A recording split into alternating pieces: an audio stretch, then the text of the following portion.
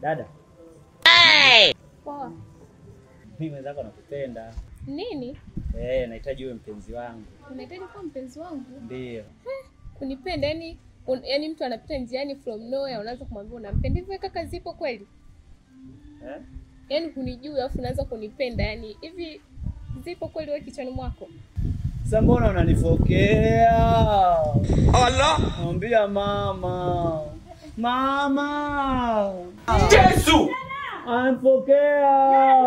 Huyu hapa. Hivi una akili kweli sasa kichwani mwako wewe? Ya unaweza kumchamba mwanangu mimi wewe? Unajui kama mtoto wangu ni cheti changu cha form 4? Sikiliza nikwambie wewe binti. Kwanza muangalie jinsi ulivyo kwanza. Kwanza jitazame wewe mtoto. Unaweza kumchamba mtoto wangu mimi wewe? Au unaweza kumwona mwanangu mimi afai?